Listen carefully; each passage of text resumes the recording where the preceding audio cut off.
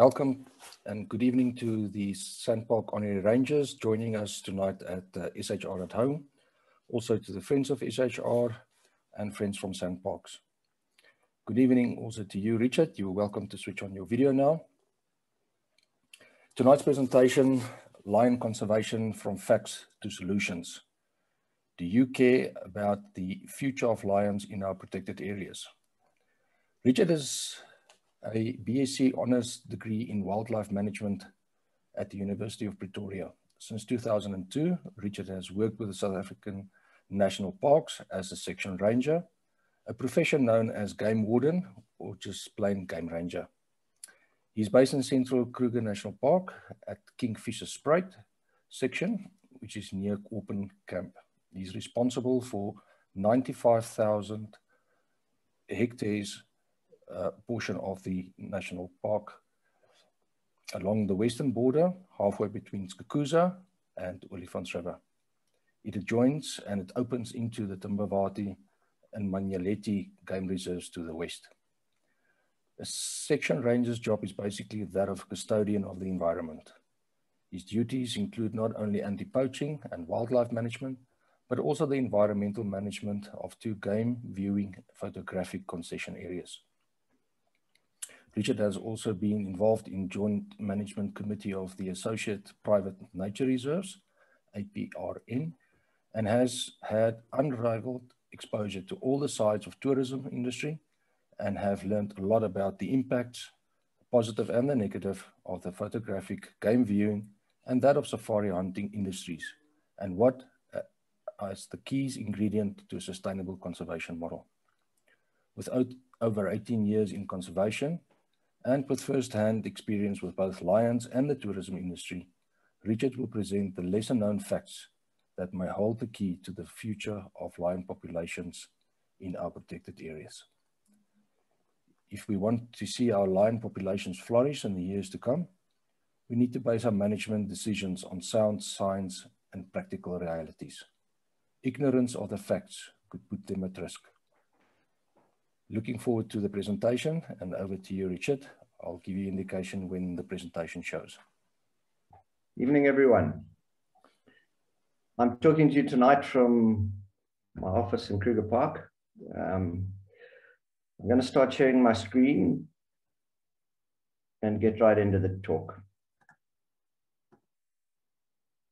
Okay, so I've titled the talk, African Lion Conservation from Facts to Solutions. So Francois mentioned I wanted to talk about conservation of lions in protected areas. I'd like to talk broader than that because many of Africa's lions today don't live in formally protected areas. They actually live in wild areas, other wild areas that are not formal by name, but we'll have a look at that. So the talk is titled African Lion Conservation. I think we all know what an African lion is. A feline, a wild animal living in a wild place. When it's put in a zoo, I start to doubt whether it still is a lion or wildlife or represents wildlife. But that word conservation, I think we first need to have a look at that because it's very important to understand what it actually means because it's often abused these days. So the definition of conservation, according to the IUCN, which is the sort of world joint body on conservation, is the protection, care, management, and maintenance of ecosystems, habitats, wildlife species, and populations within or outside their natural environments in order to safeguard the natural conditions for their long-term permanence. It's an interesting definition. This part here in the middle that says within or outside their natural environments.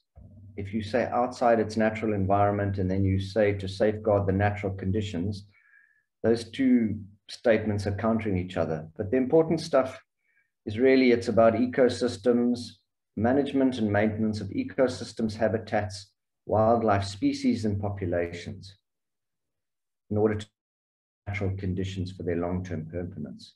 And that permanence long-term is known as sustainability. Many people profess to be conservationists, but in fact, they're actually preservationists because they do not advocate sustainable use. And sustainable use is key to conservation. And conservation is a rational approach. Preservation, I doubt if it's possible, because when you unpack what all resources on this planet are, you'll find it very difficult to actually exist without the utilization of a resource. Okay, so let's just have a look at the key components of a holistically sustainable conservation model. Now, traditionally, conservation has mostly been focused on ecological sustainability. And that is all regarding the offtake or use of resources, ensuring that processes are regenerative. It deals with the maintenance of the natural ecosystems, habitats, wildlife species, and populations. But key to ecological sustainability is economic and social sustainability. And those three together will give you conservation, a sustainable conservation model. Now, economic sustainability, and we don't really have to explain that too much. It's the material welfare and livelihoods of mankind. But very important to this is long-term, the inherent value of the wildlife and all wild places is actually in the wildness. It's that what attracts us to these places and to see these species, such as lion. Then there's social sustainability. So something must be of value to society, alignment with rational society's norms and standards. We've got to be rational, we've got to be respectful, and we've got to be humane and responsible. When you are practicing holistically sustainable conservation, you do not give one of those three a priority over the other. That's what holistic practice is about.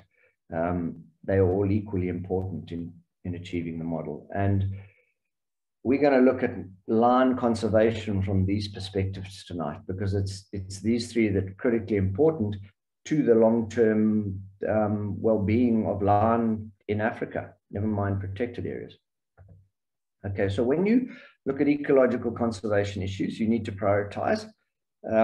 You've got to prioritize, firstly, groundwater, soil, and air conservation, then plant community conservation, and then animal community conservation.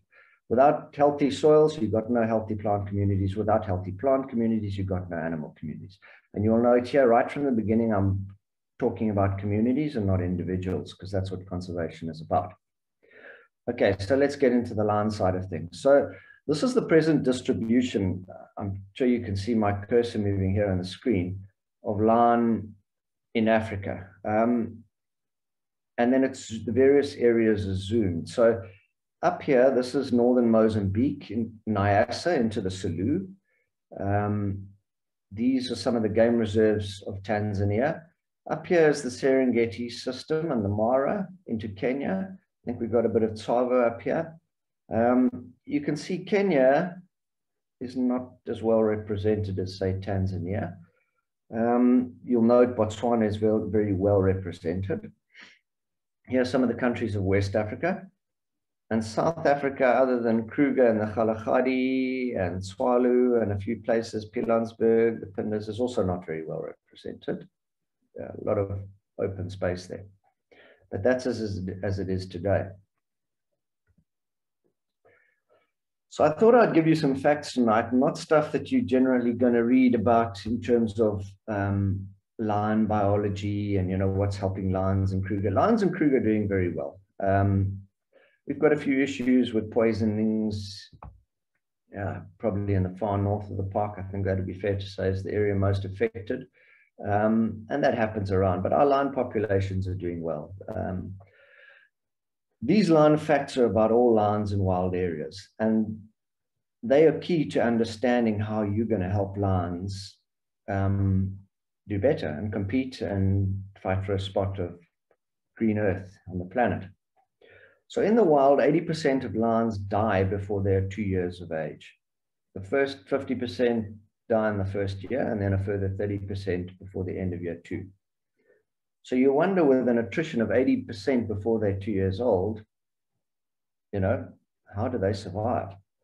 Well, it's actually important to note that the biggest killer of wild lions is other wild lions. It's not poachers, it's not poisoning, it's not hunters, but it's predation by each other. So they live in a system which is very competitive. They breed at a fast rate, and this ensures that their population is able to rapidly respond to an increase in resources in a suitable environment.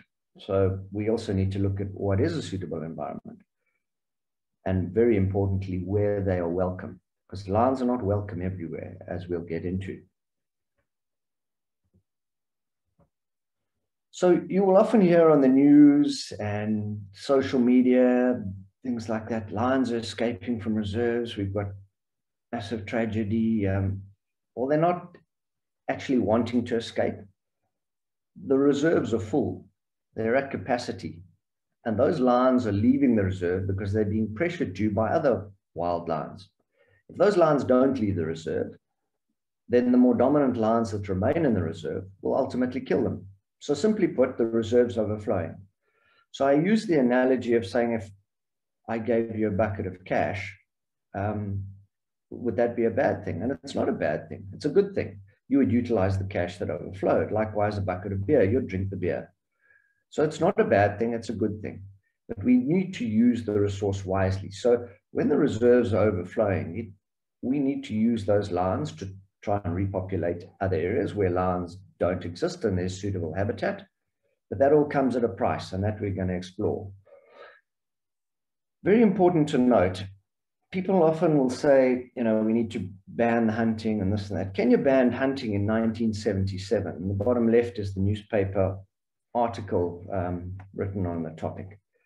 Now, since 1977, there has been no other use of those wildlife areas where hunting was banned. They haven't grown new areas. Some have decreased. There's been a decrease in wildlife and lions.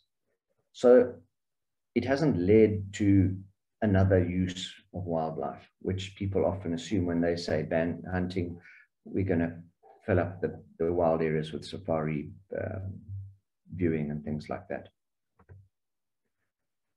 Very important, and this is the economic side of things. This is the lion business model. So a wild lion eats the equivalent of an impala per week, give or take. So to a game rancher, and in a lot of our wild areas of the country, the approximate value of that one impala ewe is about 1,000 Rand. So that equals 52,000 Rand a year that one lion's going to eat. Now, lions don't live on their own. They live in prides. So let's say we've got a pride of 10, which might be an average, and I'm not sure about that, but it's not really important. But if you've got 10, you need to generate 520,000 Rand a year in order to break even on your lion business model. And that's just assuming that lions eat just impala, which they don't. You eat a sable, your lion business model, the cost of owning lions increases.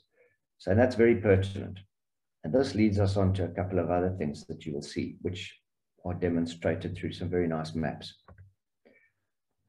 Here's another thing. So you read in the annals of conservation why the decline of lion numbers in Africa. Well, it's stated by many reputable sources as two factors, poaching and habitat loss. So, but let's unpack this. And this is what I want to do tonight, is to really unpack stuff and think about it. And firstly, poaching, we all know that's illegal hunting. It's not sustainable because the offtakes, which are number, sex, age, the rest of it, they're unregulated. And then it's also unsustainable because the benefit from poaching is only shared by a few. There's a very good video I was watching a while back by a guy in Zimbabwe, and he was demonstrating the value of a poached elephant compared to an elephant that was in his area safari hunted. I think it was about $300 value to the poacher total. The meat rotted in the felt, so did the skin. The poacher went away with the tusks, and that was it, $300. From the safari hunting, the benefit generated was over $30,000. So there's a massive difference there. And that's why poaching is unsustainable. Never mind that it's depleting the wild areas of wildlife. There are also economic issues. Secondly, habitat loss. This is a funny one. I don't know how you can lose habitat. It can't be lost.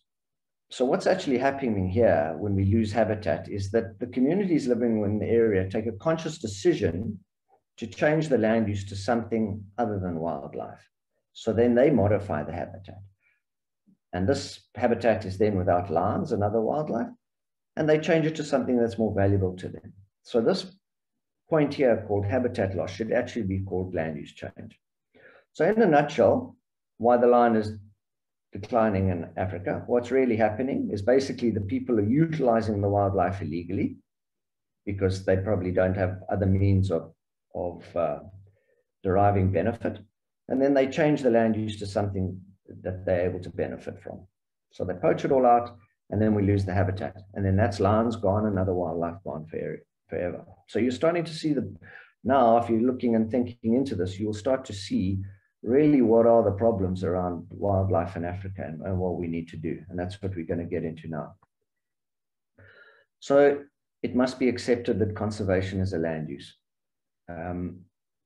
In South Africa, we have a look on the map here. Let me just show you a bit about this. We have approximately 17 million hectares of habitat under the land use wildlife in South Africa. So I wanted to see what that actually represented and try to get a map. And we don't really have a map of all the wildlife areas. So this map is a map I got from EWT. The formal protected areas, you can see under the red in here, is the Greater Kruger system, up into Zim, down here. These are the formal protected areas, national parks, and that. So what I've got here, I thought, well, what species occurs from Kruger to the Kalahari to the Eastern Cape? So I quickly shuffled through all the maps that I could see on EWT of the distributions. And the best distributed of the lot was the wildebeest. And it just happened to occur in the Kalahari all the way to the Kruger to the Eastern Cape.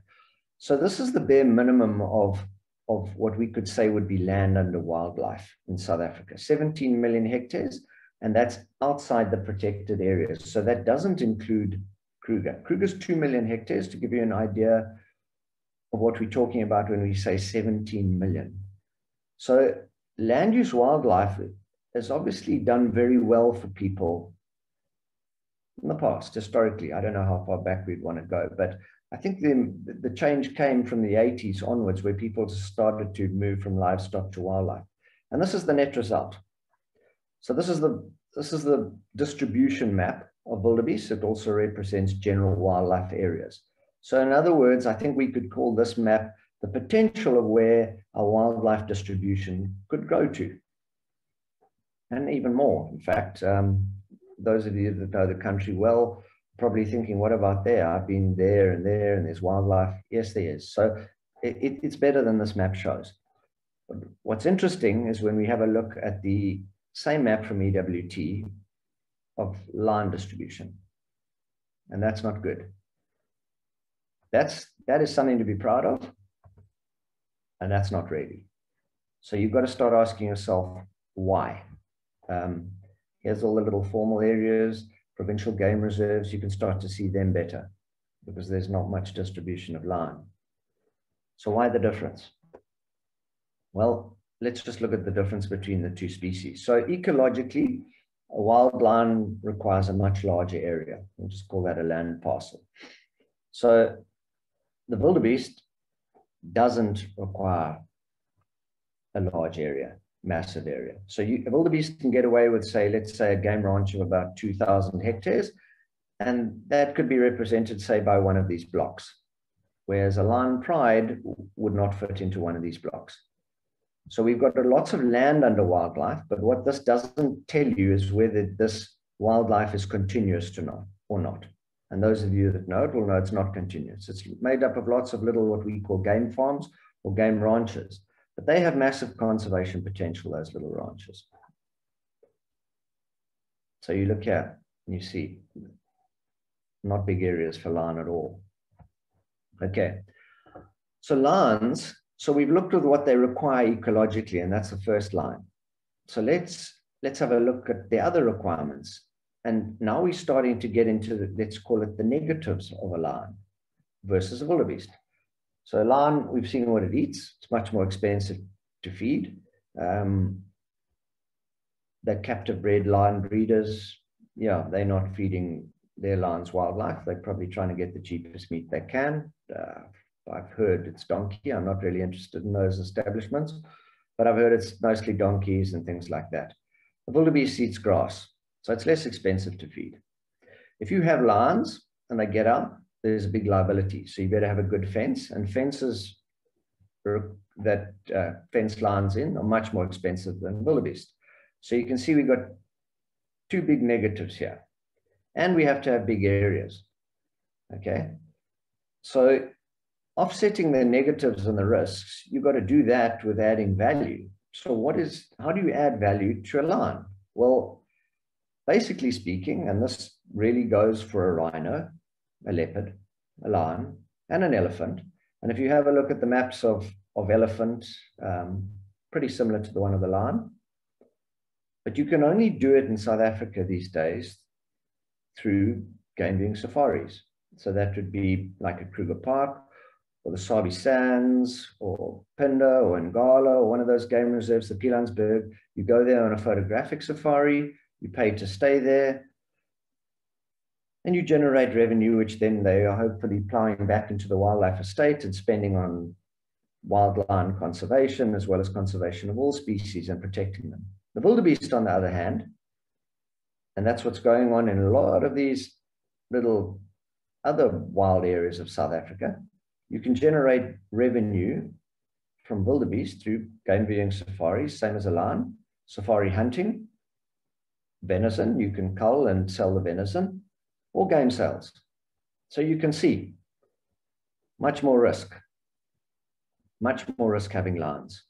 So which of the two species has the most secure future? Well, it's pretty obvious. The wildebeest does, because he can add value much easier and with less risk. So what is it that you look back and you look at the other countries, and we go back to some of these other slides, what is the difference between us and, say, a lot of them? Okay. And this is where it gets interesting. So South Africa in the past, especially of late, let's say the last 15 years, we've started to incentivize more the intensification of wildlife. So that would be things like game breeding, color variant breeding, captive breeding of lions, and all of that. You don't find that going on in Botswana and Namibia and the rest of it. So with intensification, one of the big negatives of the intensive breeding of wildlife and intensification of wildlife is that it leads to what we call fragmentation of land. So you will have a big game ranch that, because the guy sees, well, I potentially can make a lot of money out of colored animals, they fence it up into smaller camps, and net result is you fragmented the ecosystem, and you've got small land parcels. So our wildlife model in South Africa has incentivized this intensification and not incentivized conservation. Second reason is that society devalues wild lions by demonizing sustainable use. So if we go back here, you see a whole host of uses for the wildebeest, or to generate revenue. It's the same here. Now, wild areas don't exist. Remember, we said it's a land use. So it's very important that it generates revenue. That landowner of that game ranch also aspires to send their children to good schools. That landowner also aspires to have a comfortable life and the rest of it. So does a miner, so does a citrus farmer, so does a businessman out of Johannesburg. All the same aspirations. Okay, so this is what has changed of late. So you will have all heard of the minister's recent announcements regarding the recommendations of what they referred to as the high-level panel. Now, there was a panel that was put together and sat for many long months, I think, in fact, over a year. The details of how long they sat is not important.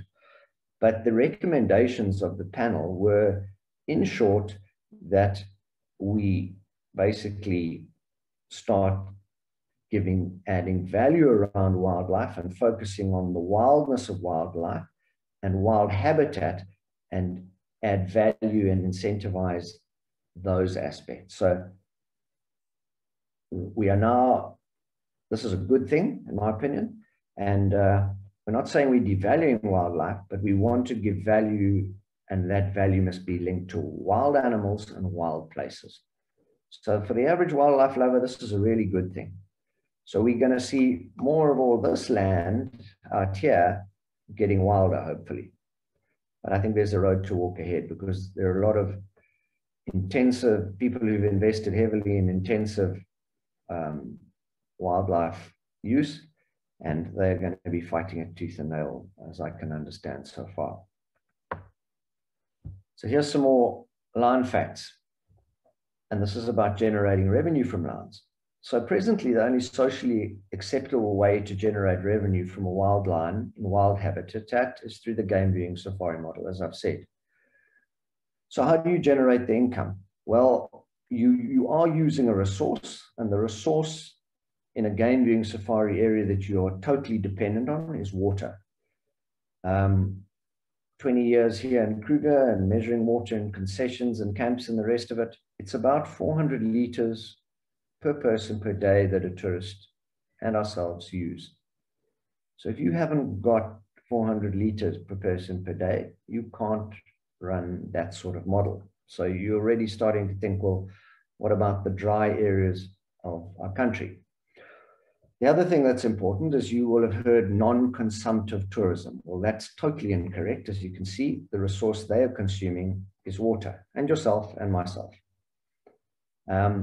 But this model, the game viewing safari model, ironically is socially acceptable, regardless of whether it's done responsibly or not. No one asks those questions. Other means of generating value around lions, such as authentic hunting, which is the minister has recently referred to, it's also can be referred to as responsible hunting. But authentic hunting of lions, that's been demonized by the animal rights extremist groups. So you're probably asking yourself, well, what's an animal rights extremist group? Well, I would consider myself an animal rightist because I fight for the rights of animals every day, but I'm a rational animal rightist. I do understand that I'm the apex predator. Humans do eat meat. We eat vegetables. I am complicit in a whole lot of land uses and a whole lot of animal deaths because of what I eat.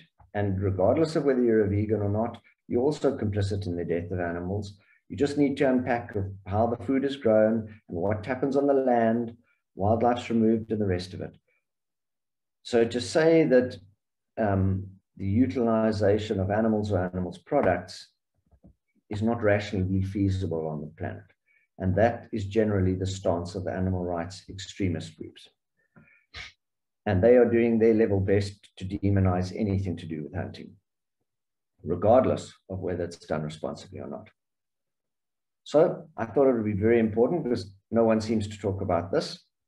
We have looked at some of the problems, and that the problem is no one wants lions, because lions, you can't benefit from them in the present circumstance. So if we were to add responsible hunting, how would we do it? And I thought this was very important, because it's done in areas around Kruger Park where they utilize safari hunting as a means of generating revenue. I'll talk a bit about how they do it. But they also do it on the same principles by which we try and run photographic concessions, such as in Bali and in Ngala, and those all situated in the Kruger. We've got a model and a protocol of how they must operate so that it is best practice. Well, we do the same with our involvement with the neighboring areas where they are using hunting to generate revenue. It's often the drier areas, the areas where the photographic model is not as viable as it is further south. So how would you responsibly hunt a lion? Well, I thought we'd better talk a bit about this. That word trophy hunting has been much maligned lately. The word doesn't do hunting any favors, because modern man links the word trophy to something that they might have won for conquering another in a sports race or a golf tournament or whatever. But here are the important facts about what we're calling trophy hunting. So the actual trophies in hunting are not really trophies. They're actually mementos of the hunt. And they horns, skins, skulls, photos, and videos.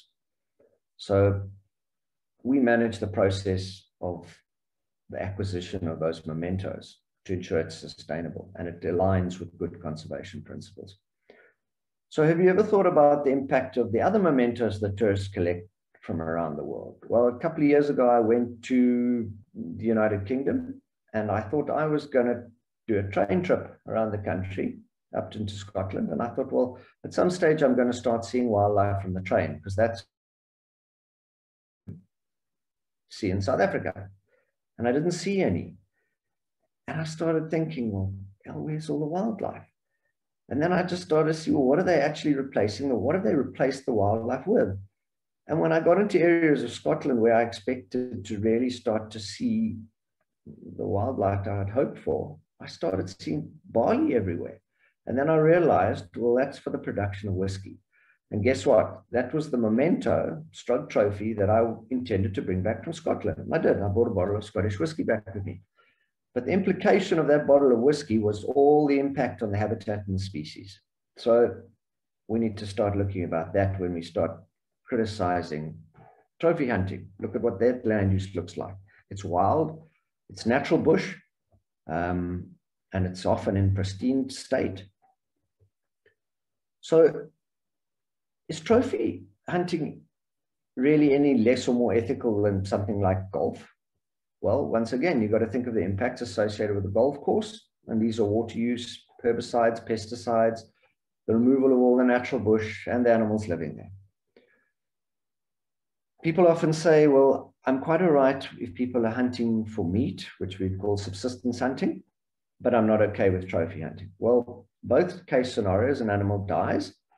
It's also been said that trophy hunters leave all the meat in the veld. Well, that doesn't happen either. I've been on a number and seen a number, and we audit them and all the rest, and trophy hunters never leave the meat in the veld. All the meat on this continent is utilized. So basically, we've got the same end. But here's where they differ. If I was to harvest a Cape buffalo in the park and to sell the meat in the park or outside the park, I'd get approximately 10,000 Rand for it, all the meat on a buffalo. That would be best case scenario. So that's about $650 US. So in the neighboring reserves where they use trophy hunting as a means of generating revenue to pay for the conservation estate, they charge about 25,000 US for what we would call a trophy buffalo. Now, if you're a wildlife manager such as I am, and you are always short on budgets and you need to spend more on your anti-poaching and maintenance of your estate and the rest of it, which of those two would you rather utilize one dead Cape buffalo for? And it's pretty obvious. There's also this perception that if we ban trophy hunting, we're going to get another use of the wildlife. For instance, people are going to start building more photographic safari lodges. Well, that is not true at all. Most of the photographic safari lodges, even pre-COVID, were not 100% full. So the market is kind of saturated in a way. So banning of hunting, really what it does is it removes the value for wildlife in areas that actually have no potential as photographic areas. So it devalues wildlife. And what does it result in? Land use change. So the real issue about hunting is whether it's practiced sustainably and ethically, and we can discuss some of those things. And does the land use represent real conservation?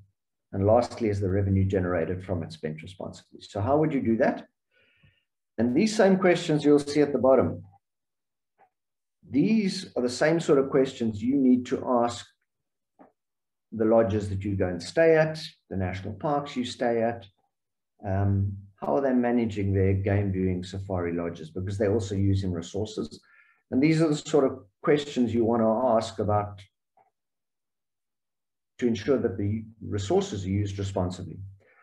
So in terms of a lion hunt, you would ask, and I'll bet you none of these questions came up when you heard about Cecil the lion. You never heard about, there was another lion adjacent to Kruger called Sky the lion.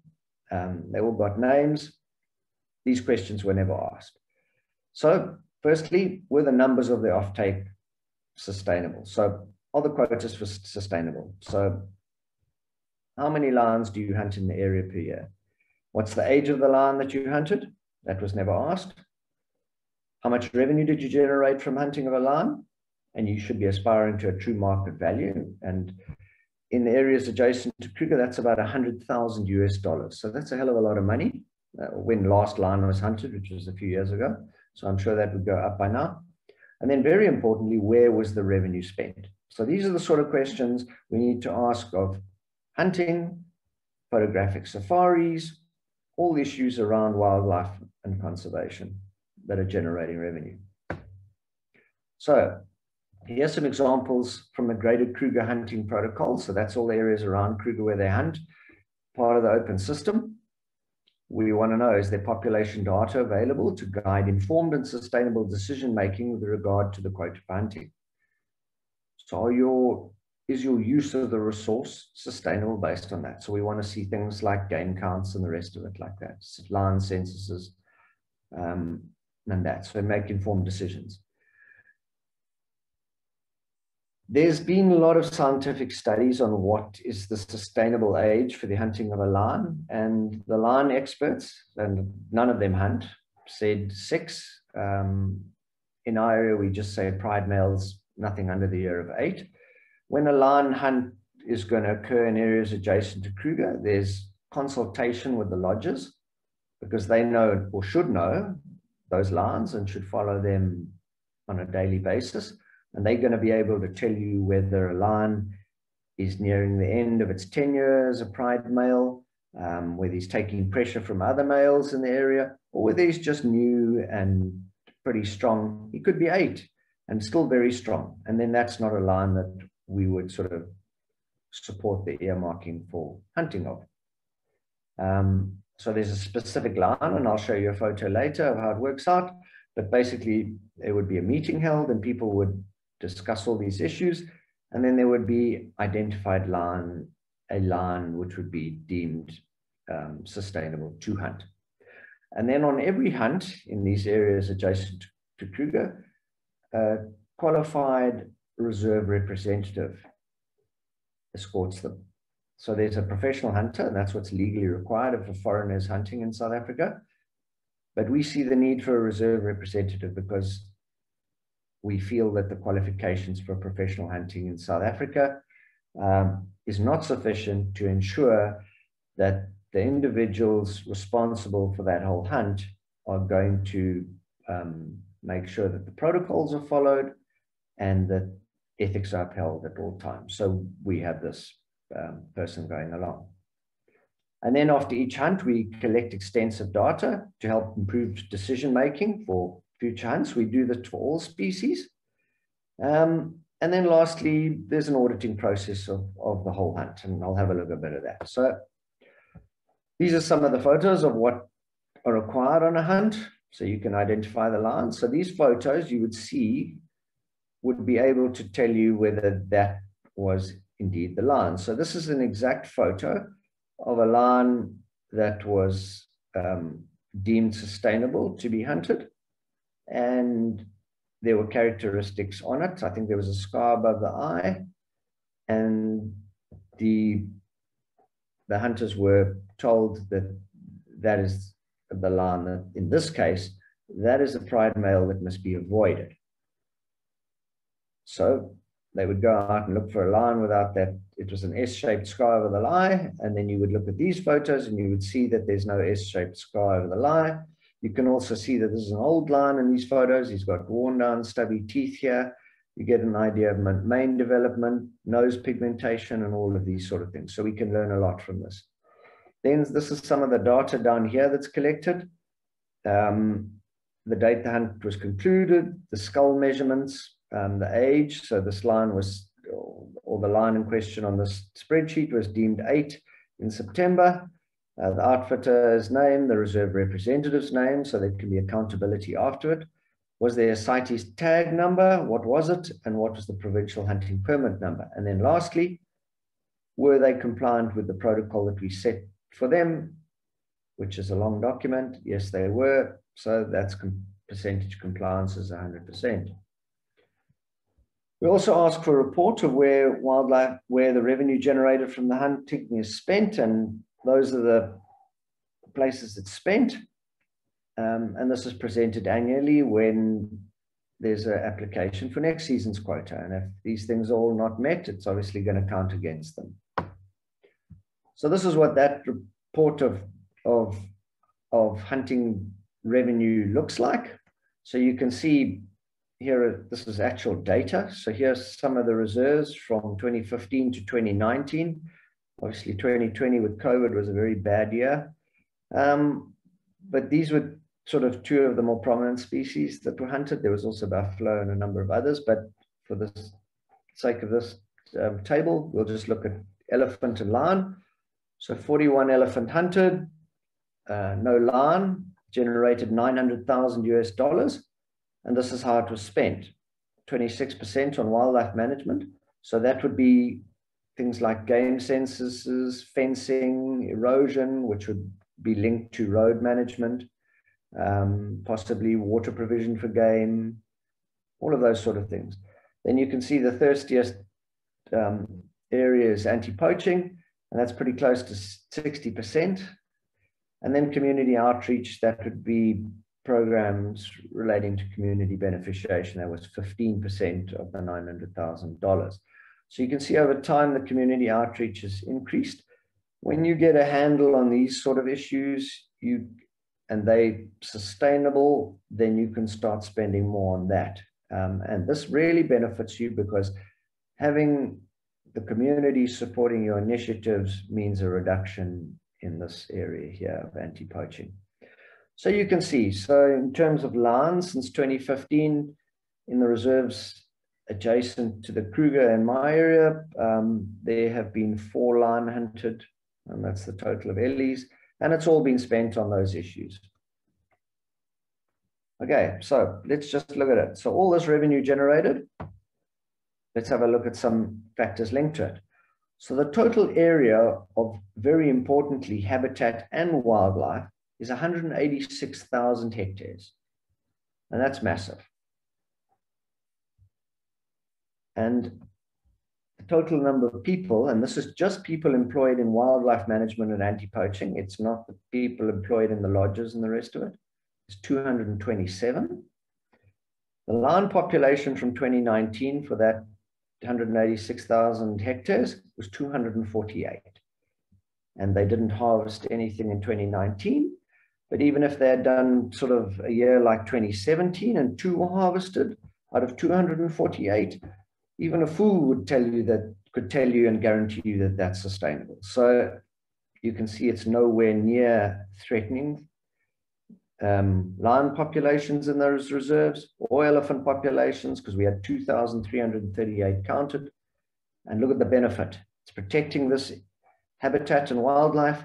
It's creating jobs, and under the umbrella of the elephant and the lion, which are being hunted, and the buffalo, they're protecting 332 rhinos. So you can see there are a lot of associated benefits. So this is what a good conservation model is starting to look like. All of these factors are coming together, and I'm sure you're starting to understand and see the bigger picture.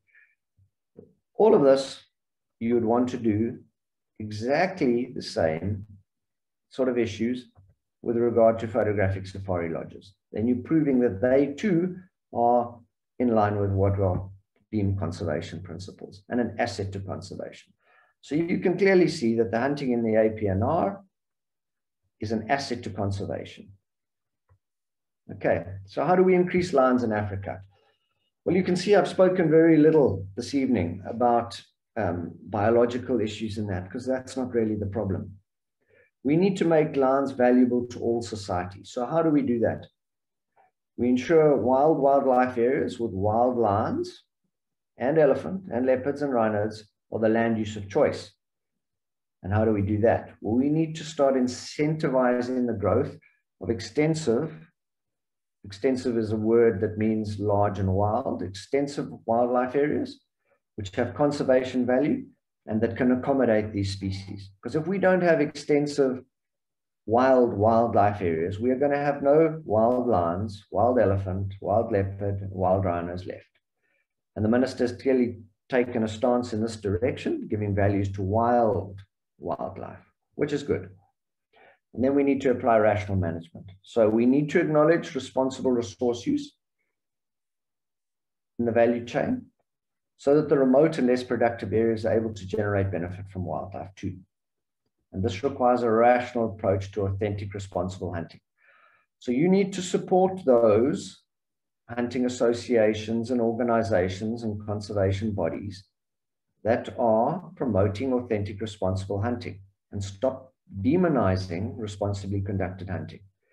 Because we go back to the map in the beginning, and we'll look at it again. Let me just actually go back there. And you look at how much land there is under wildlife, and it's all private sector. And these guys, a lot of it is to do with business. And they can afford giving value to wild areas and value to wildlife and contributing to our conservation estate as long as they are financially able to. If they're not able to put their kids through school or pay the bills, they're going to have to do what we call land use change. And we're going to end up with a mine or a citrus farm or something akin to that.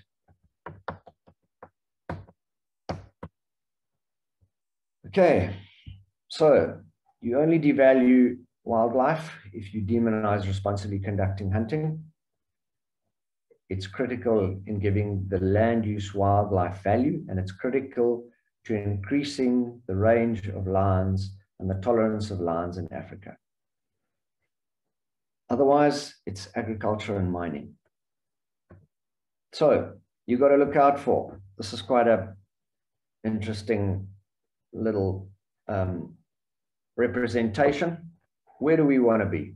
We want to be here. We want to be holistically sustainable. We want to be supporting what we're calling responsible resource use. Responsible resource use is not anti-resource use. This is what the animal rights extremists are promoting. It's not rationally feasible for survival on planet Earth, and it results in the devaluing of wildlife. Likewise, we also don't want to be supporting what we are calling intensive resource use. So this is the intensification of wildlife. It de-wilds wildlife. The so-called sustainable use often becomes sustainable abuse because there's no line drawn as to what is responsible or not. And ultimately, it also too results in the devaluing of wildlife, because long-term people are not going to be visiting wildlife areas. They're not going to be wanting, hunters don't want to hunt in de-wilded wildlife areas. It's all about a wild experience. And the value, as I said earlier, is in the wildness long-term. So ultimately, it's all our responsibility to change this. The real issue is not whether you're hunting or gaming, it's how you do it, responsibly or not. Thank you. Now I'm going to go through some of the questions. Thank you. Okay, Richard. so yes, Francois? No, please carry on. Okay, so I've got one here from Elizabeth Ponton. She said, do you believe lion farms are making a positive impact on lion genetic diversity?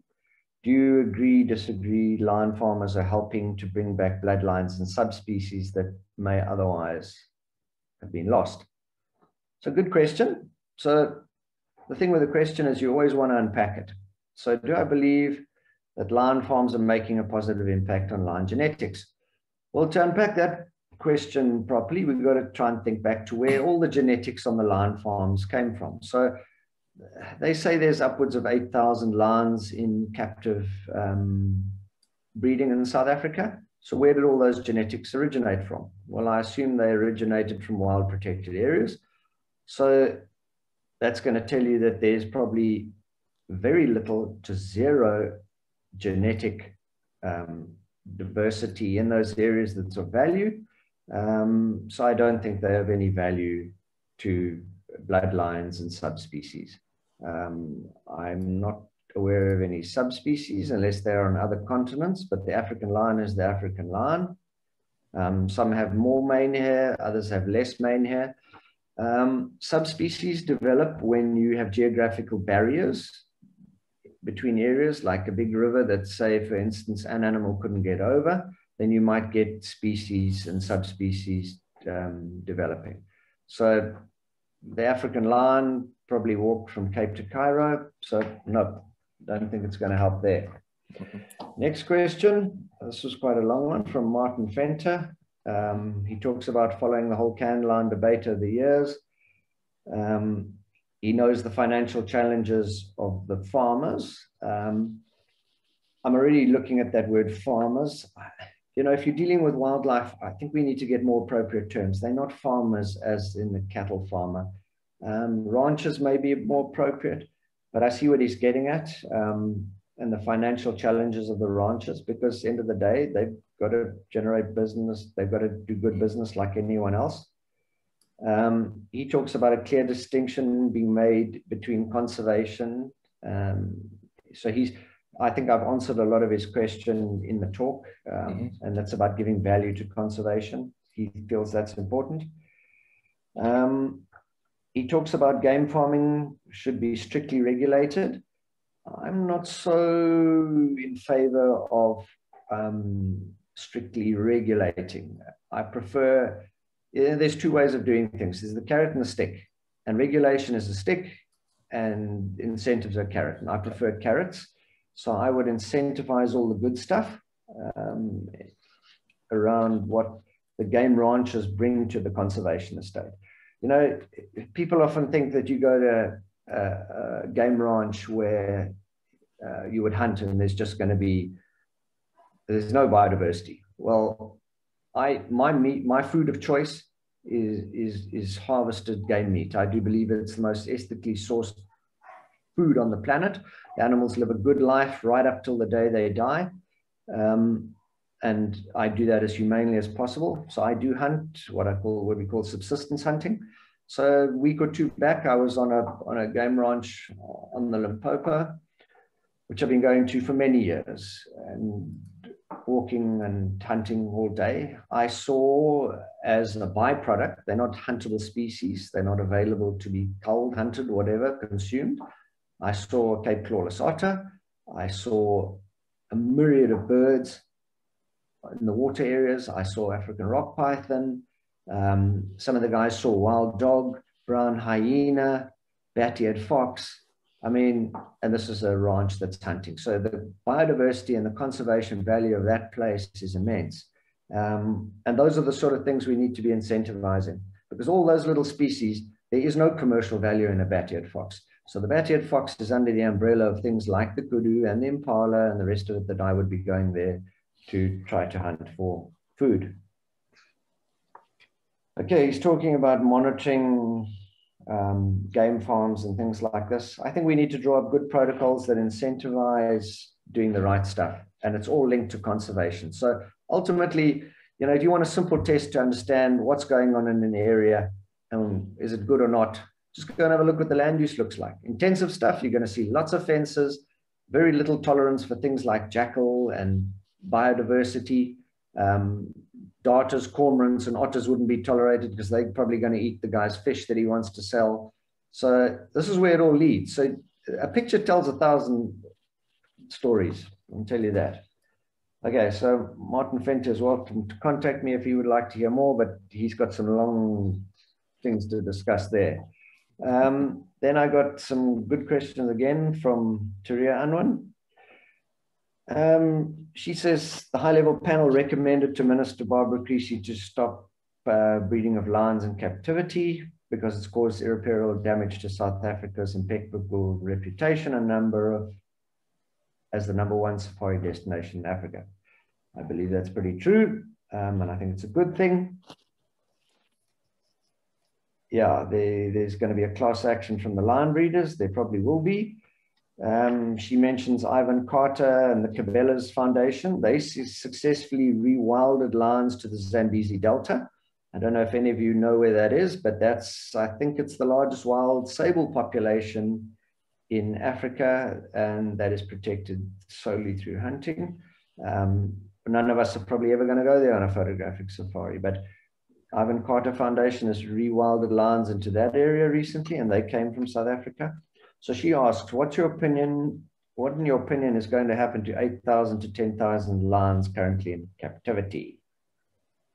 What is the best for the lions in captivity, lion populations in general, and the big cat diversity of our parks? Well, good question. So what, in your opinion, is going to happen to 8 to 10,000 lions? Well, you guys are going to really you'll love to hear me try and answer this one, but it's simple. It's not a simple solution. So you've got, once again, ecological, economic, and social issues. So let's just look at the ecological issues around the 8 to 10,000 lions. Well, I would like to ask the lion breeders, what were they going to do with the 8 to 10,000 lions in the first place? Because some are insinuating that 8 to 10,000 lions are going to be murdered now. Well, what were they going to do with them? As far as I know, the captive facilities are mostly around breeding for lion bones. So they were going to be euthanized. They were going to be euthanized. And some were destined to go into what we'll just call can hunting operations. So once again, they were going to die. So what could you do with 8 to 10,000 lions? Well, I think it's pretty interesting to note that because there's so much money to be made, this has incentivized people to breed 8 to 10,000 lions. I'm not really keen on the genetics, but I think if you had a good idea of that and could mitigate the risk, you could possibly rewild very few.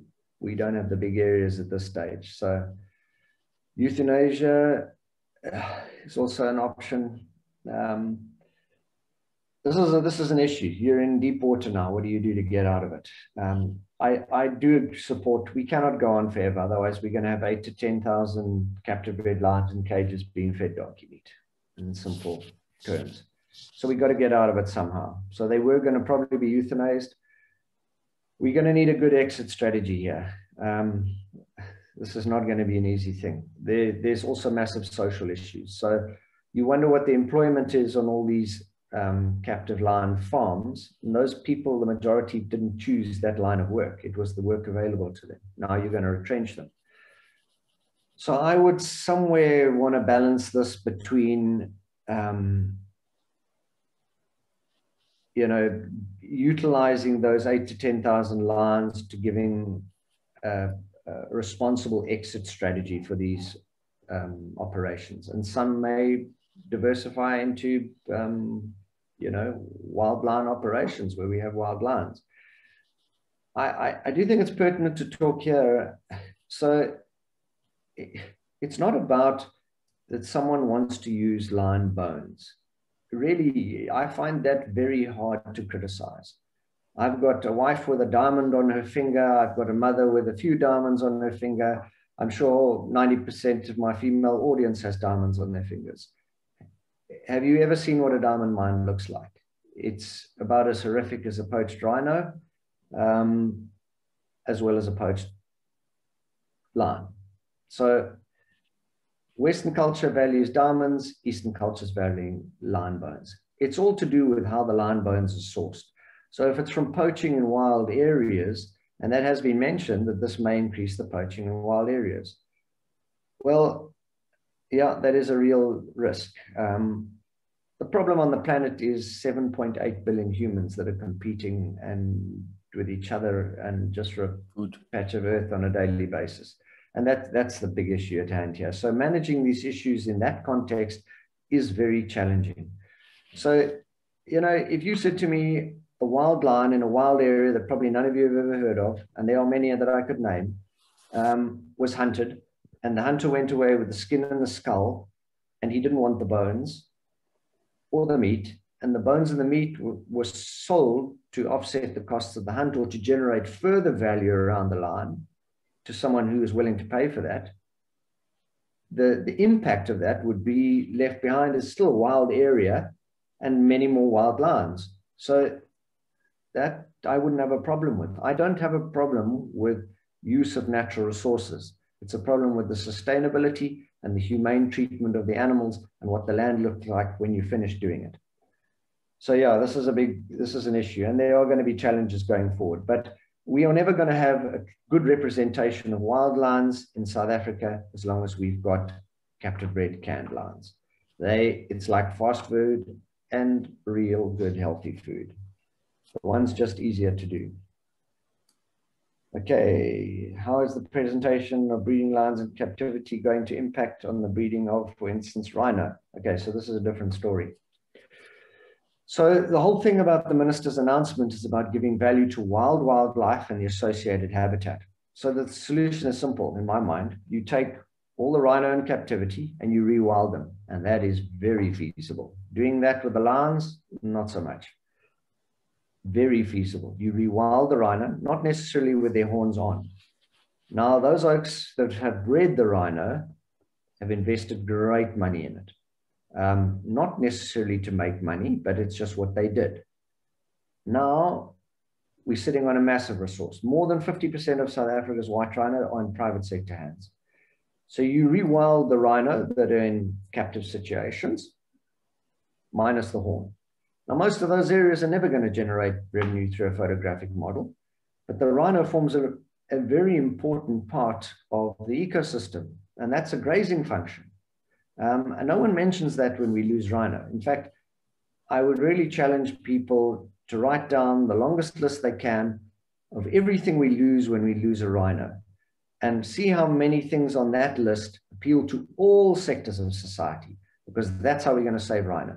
This rhino needs to fit into everyone's lives, and live rhino need to be worth more than dead rhino, and they need to benefit society. So if you've got rhino that creates jobs, and there's a rational value around a rhino horn, it's just like a diamond. So I would trade rhino horn on the diamond model and ask the diamond experts to tell us how to do that. I would rewild the rhino, and once the rhino is rewilded, then I would permit the sale of the horn that was associated with that rhino's life. So one of the expert rhino breeders is a guy called Pete Warren.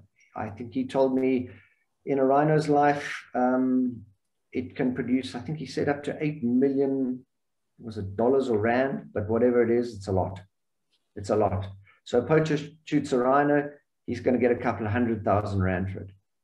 Harvesting horn off a rhino can produce up to, even if it's 8 million rand, that's still massive. And it's eating grass, so we don't have to burn it. It's fulfilling a whole lot of other ecosystem services. So that's how I would generate the model. And then people can afford to do the security around rhino, because the old model where you had wildlife on a ranch and you hunted some to pay for the maintenance of the ranch and the security of the others, that does not exist with rhino anymore. The cost of rhino ownership exceeds that. So we need to have something like the irrational value of the horn to contribute into adding value to rhino and land use wildlife. Because I tell you, coal mines, citrus palms, they are the biggest threat to wildlife out there. Okay, so we've discussed the rhino thing. I think that was it from Julian. Okay, question from Charles Tiot. Hi, Richard. What's your view regarding the policy of the government adopting regarding lands outside of game reserves? Well, I basically said I support it because it's about giving value to wildlife and wild places. This is the thing. A lot of people aren't really understanding what the announcement by the minister was. There's a whole lot of propaganda by intensive resource, and I think maybe a little bit by the anti-resource use groups, to say this is such a bad thing. All it needs you to do is rewild your wildlife to get value out of it. And we've got to think out the box here, because we are reimagining South Africa's wildlife estate, as the minister said. And we want a better future for wildlife and our wildlife heritage, because the way we're going, it's going to end up in a zoo or farms that look like a zoo. Yeah, so I support the thing. Obviously, giving value and retaining value to wildland and wildlife is very important. Then Michelle asked about a handicapped rhino. I don't know if handicapped rhino, maybe I said an injured rhino in the open area. We had an injured rhino that was shot by poachers. We treated it in November. It's doing very well, eating its calf. We dehorned them both as well to reduce the risk of poaching. Yeah, that is maybe the rhino she's referring to. Yeah, and those are the questions I got on paper. Francois, do you want to read me the questions below and I can answer? Yes, I have collected quite a few of these for you, Richard. But first of all, just thank you. A fascinating talk. I've just seen some of the comments coming through. Well prepared, facts, no cotton wool. Thank you very much for your presentation. Wishing you all the best for the ongoing research and the task at hand.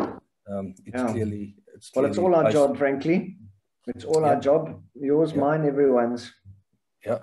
Right. Okay. Let's have a look. We've got quite a few questions. Here's an interesting one. Is there an option to do dart hunting, i.e. sleep darting, to allow the hunter to hunt and dart the lion and then take a photo and leave, and the lion wakes up? Okay. So you could do that to, let's just, once again, we got to unpack what we're trying to think about. And unpacking will give you all your answers usually. So we dart a lion. So we're intrusive once again. We're going to get very close to dart a lion on foot. We may dart it. They call it green hunting. That lion could take offense and come at you, where you may end up needing to get shot. So that's a possibility of the outcome. You're going to dart it. You're going to wake it up. It's an old male lion. Next week, next month, next year, and those are the lions, the right ones for the hunting, it's going to be killed by other lions. So every day in the bush, animals are born and animals die. It's a natural process. Hunting is a natural process. So we just need to do it in a responsible manner. It is possible. In some areas, people do that, but there's no so-called dart hunting of lions that I'm aware of. Yeah. Okay. All right. No, it makes sense. You never think about that lion being taken out while he's probably still under the influence of the dart. Yeah. Interesting question about albino lion. How many true albino lions are there in wild in South Africa, and are they targeted? Okay, so this area where I am, you may have read the book, some of you, called The White Lions of the Timbavati. That area is around here. It was actually on Vlaggesig Farm, which is borders Ngala, which is on Kempiana Contractual National Park. So Ngala Private Game Reserve is part of my area. I do the wildlife management on the area. At the moment, we have got people who watch Wild Earth will have seen the Pride. I think they call it the Birmingham Pride. They've got a couple of white lions, which are sub-adult now. They've survived past the first year, and they're getting on towards the second year. Those are true albino lion, white lions. There's one out in the east towards Singita that gets seen around there. And there were a few seen up in the Umbabat Game Reserve north of me. They get seen from time to time.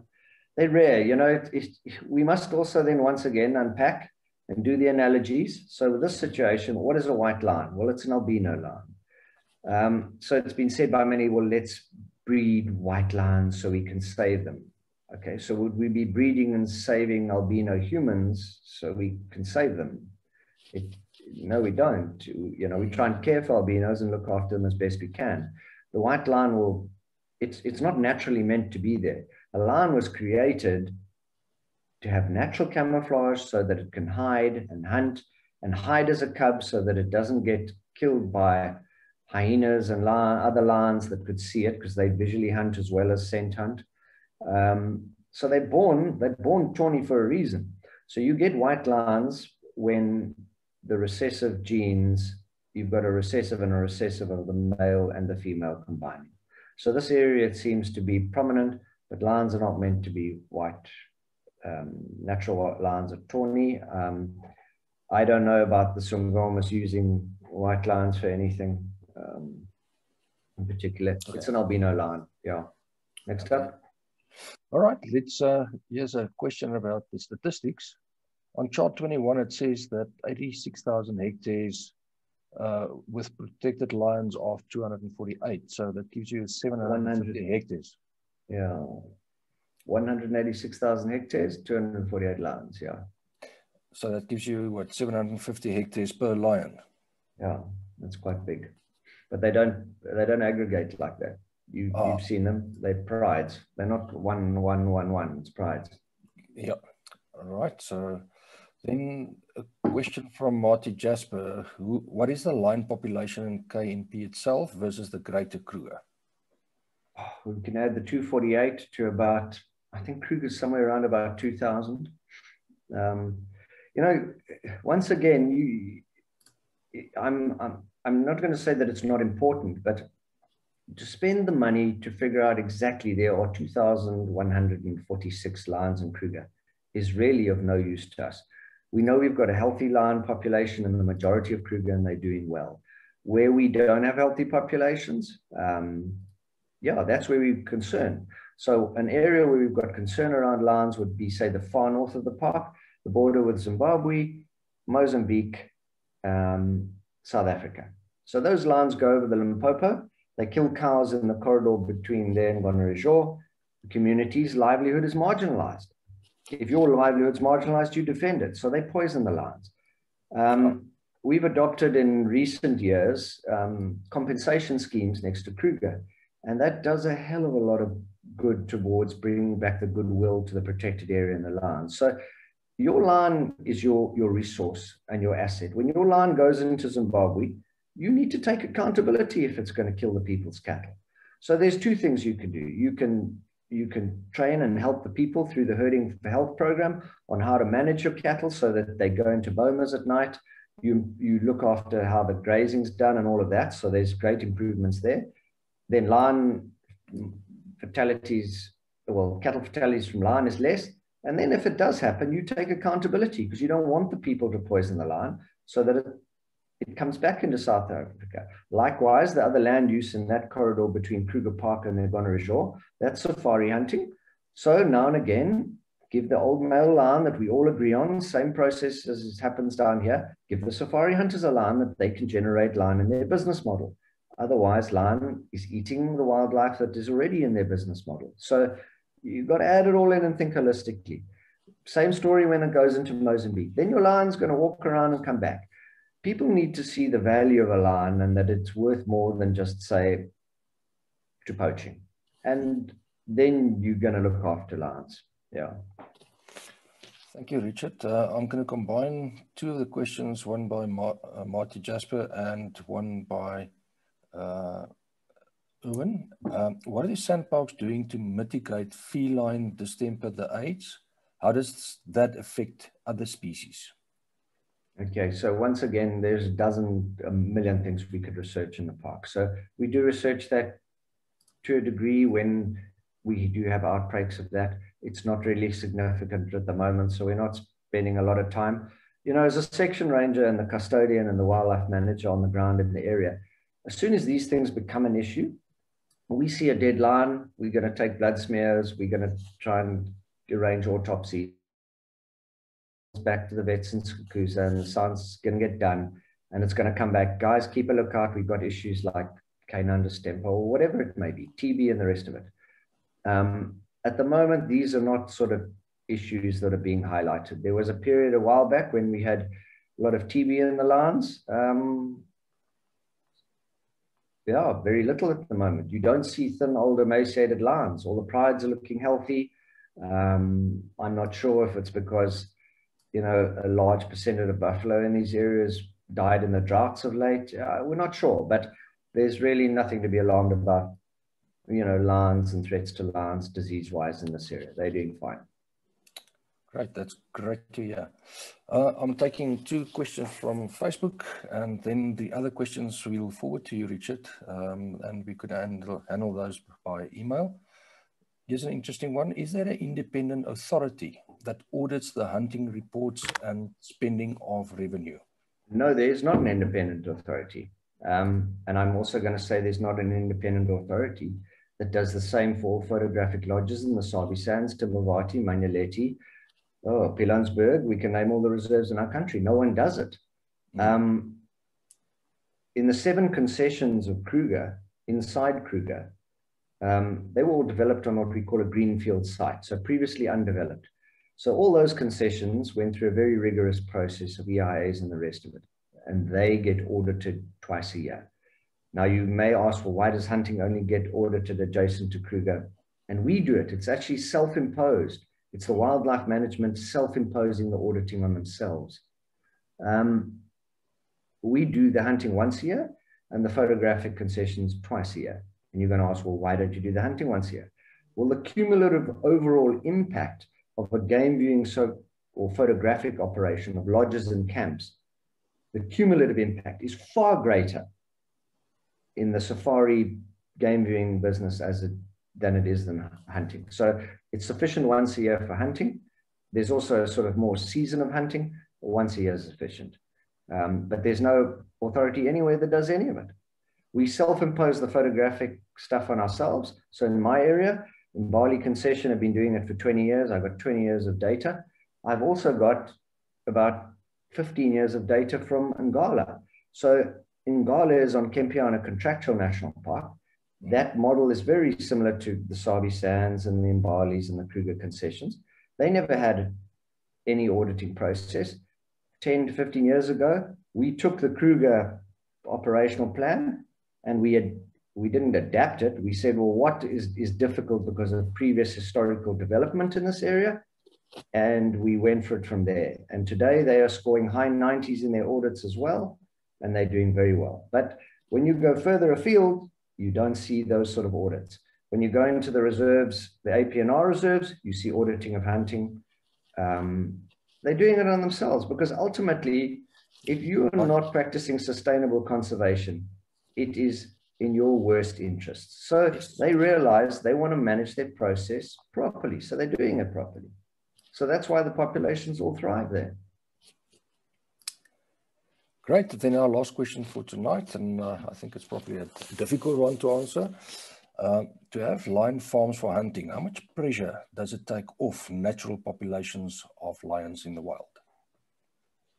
Okay, so once again, let's unpack. So if you're taking pressure off a natural population, it means that someone was going to put pressure on that natural population. So where would be that natural population? So in South Africa, all our protected areas like Kruger, there's no hunting.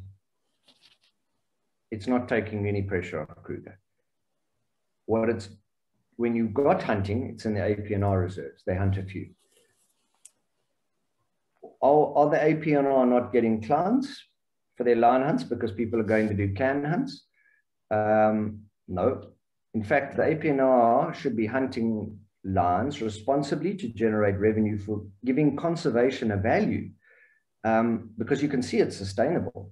The figures of 1 or 2 a year are easily sustainable.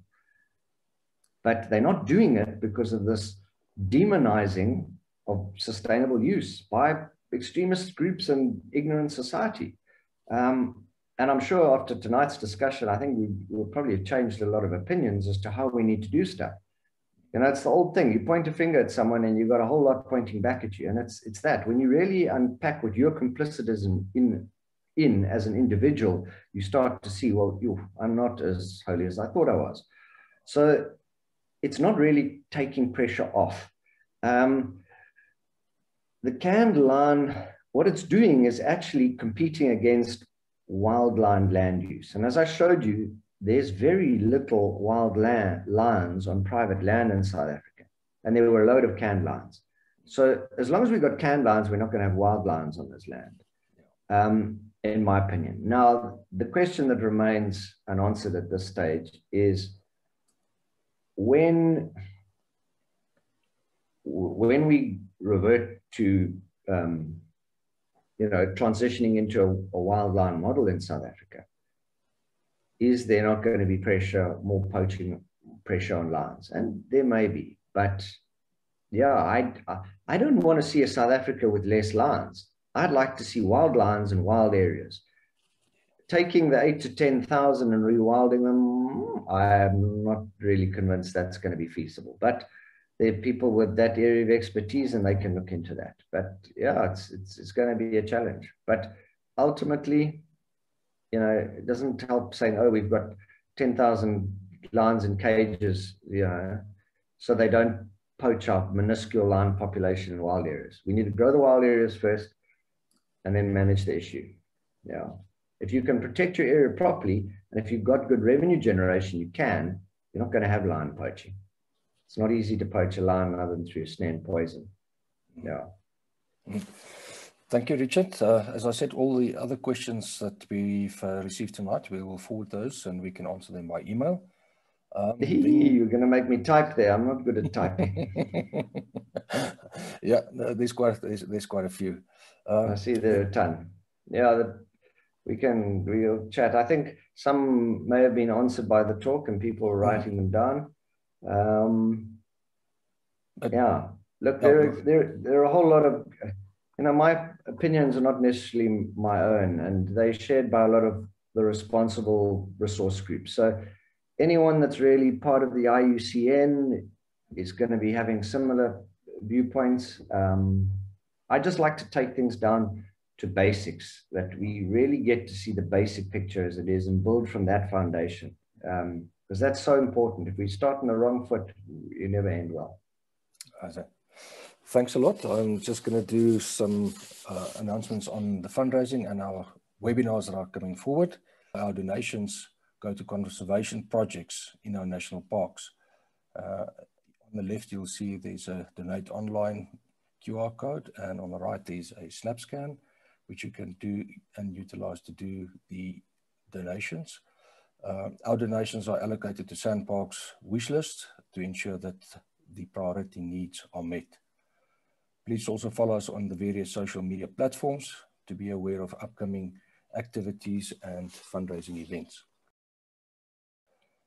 Thank you to all, and thank you again to you, Richard, and to all our guests for your participation tonight. We wish you all a blessed, healthy time until we meet on the 9th of June. Please be safe. Thank you and good night.